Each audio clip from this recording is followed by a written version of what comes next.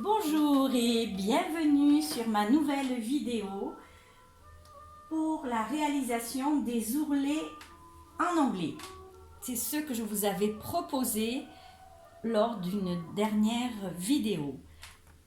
Alors ces ourlets, on les réalise surtout dans l'ameublement pour des serviettes de table ou des nappes. Ça peut être aussi dans l'habillement pour réaliser un ourlet de jupe. Voyez, par exemple, quand vous avez une fente au niveau de la jupe, eh bien, on va pouvoir obtenir cette découpe-là. Là, vous l'avez vu sur l'endroit et vu sur l'envers. Alors, cet ourlet peut varier, bien entendu. Là, je vous ai fait voir un ourlet sur 4. Là, je suis sur un ourlet de 2. Ici. Voyez. Et là, nous allons procéder donc sur un ourlet de 4 cm fini. Je vous ai préparé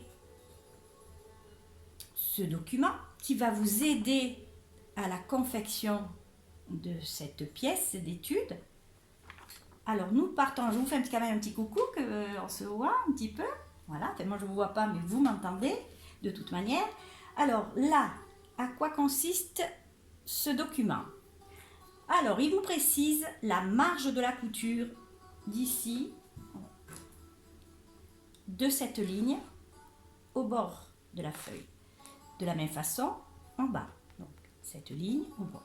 Alors, nous devons avoir 4 cm finis de chaque côté, plus 0,5 mm de surplus pour faire mon rentrée. Alors, à quoi consiste cette oblique? Elle est très importante. C'est elle qui va vous aider à réaliser votre onglet.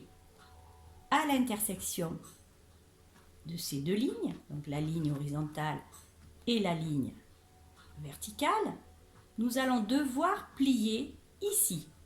Mais pour être dans la bonne direction du biais, voyez, il va falloir prendre la pointe ici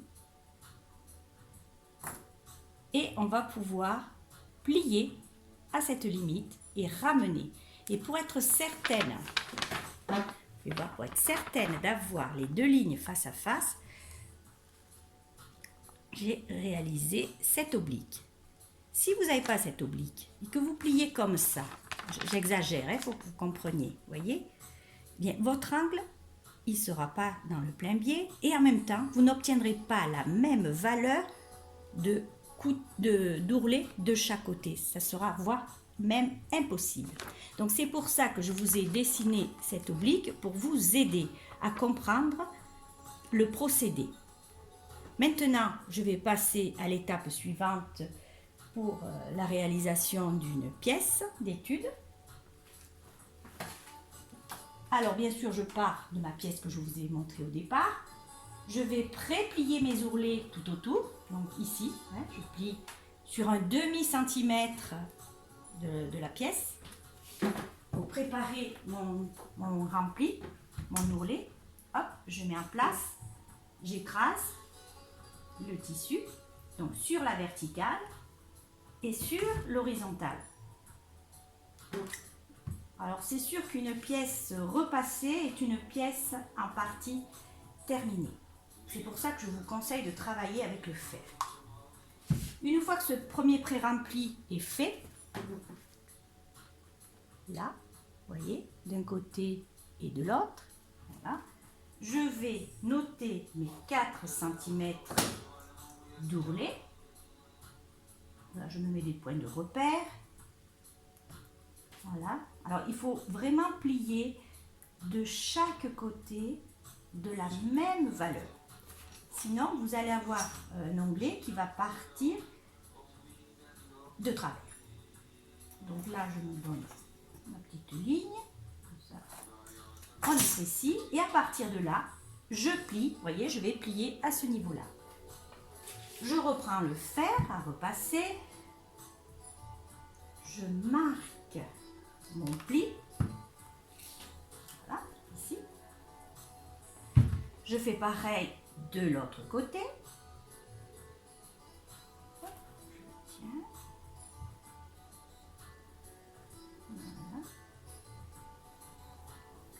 Alors, il faut bien noter le coin là, juste là. Pour faire voir, hein. Je finis ce pré-pliage et je vous montre ce qu'il en est.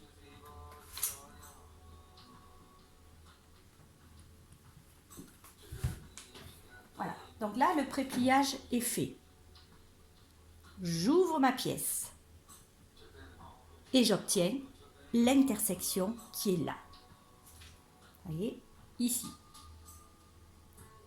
Donc de là, je vais tirer une diagonale en direction de cet angle qui est là, en passant par l'intersection.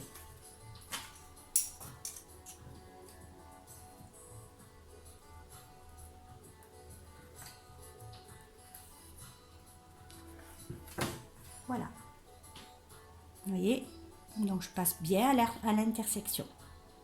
Et je vais plier en partant du coin, ramener le tissu dessus. Donc je me mets à plat, bien sûr, parce que c'est pas possible de travailler dans le vide. Je ramène. Donc je vérifie bien que je suis bien à l'intersection pour plier.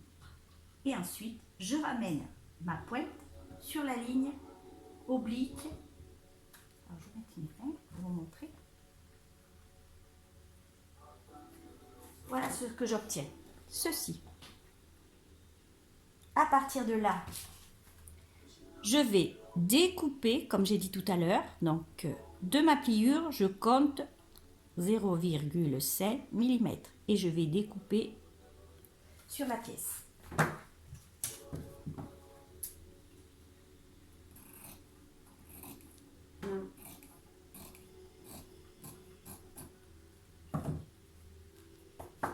Voilà, ma pièce est découpée. Je retrouve de l'intersection qui est là, au bout, mais 0,5 mm. Ensuite, je plie ma pièce à l'intersection. Je la plie et je viens mettre mes morceaux bord à bord. Là, je vais devoir coudre sur la largeur de ma couture et je vais devoir m'arrêter ici. Je ne vais pas au bout parce que si je vais au bout, je ne pourrai pas retourner ma pièce, mon rempli. Vous voyez, de manière à obtenir ceci. Donc, je pars de là jusqu'ici pour coudre à la machine.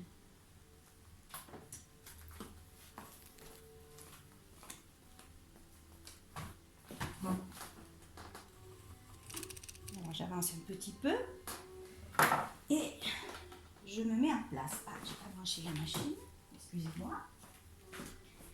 Je vais la mettre en service. Voilà, nous y sommes. Je place mon travail sous la machine. Alors, si vous avez des difficultés à tenir en place votre travail, vous mettez quelques épingles. Alors, l'intérêt de faire très attention où vous démarrez votre couture, il faut la démarrer à un demi-centimètre du bord. Donc, je démarre juste au niveau de ma pliure. Donc, je place bien mon travail. Voilà. Je plante l'aiguille dans le tissu. Je lance mon travail. Une petite marche arrière pour consolider la couture. Et je vais jusqu'au bout. Petite marche arrière en arrivant. Je retire mon travail sous la machine. Je coupe mon fil de chaque côté. Voilà ce que j'obtiens. La couture qui est là.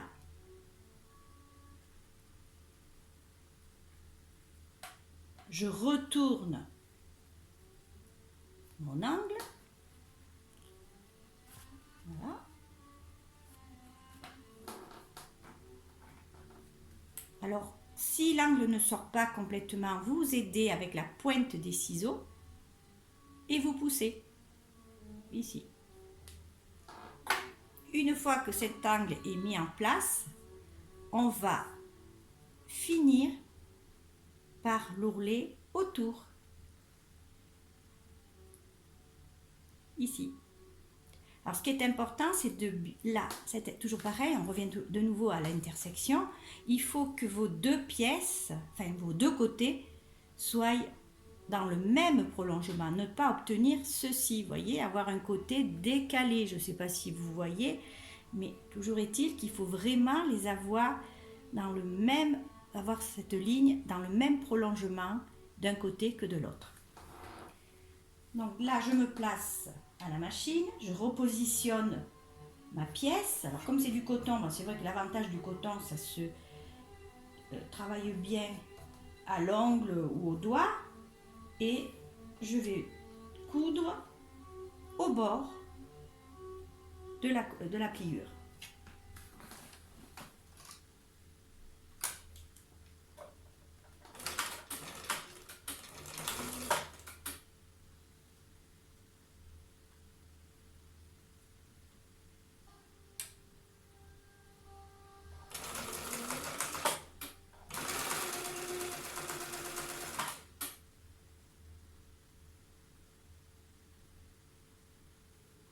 Je fais bien attention de rester bien au bord.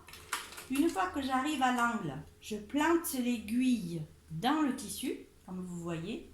Je lève le pied de biche et je tourne mon travail dans l'autre sens. Et je repars pour une nouvelle couture au bord.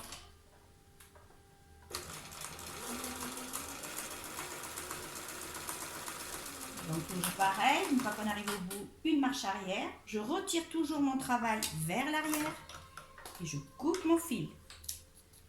Pourquoi vers l'arrière on retire le travail?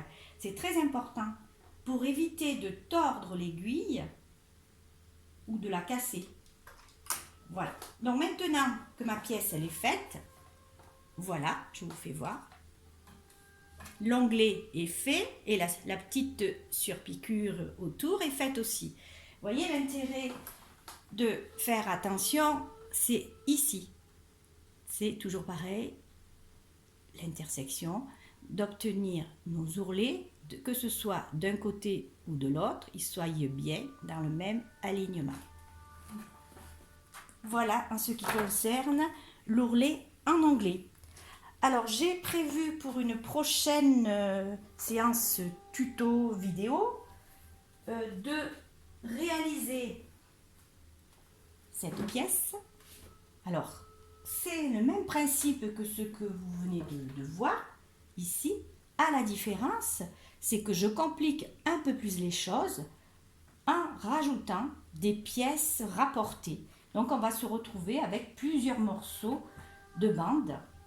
Donc 4 côtés, 4 morceaux. Donc voilà. Et on va devoir réaliser 4 onglets avec 4 bandes de tissu. Voilà, en tout cas, moi je vous ai dévoilé ce qu'il en était de cet onglet. Maintenant, je vous laisse réaliser cette pièce si vous vous sentez. Et puis moi je vous dis, je vous souhaite de prendre soin de vous. Je vous souhaite une bonne couture et je vous dis à très vite. Au revoir.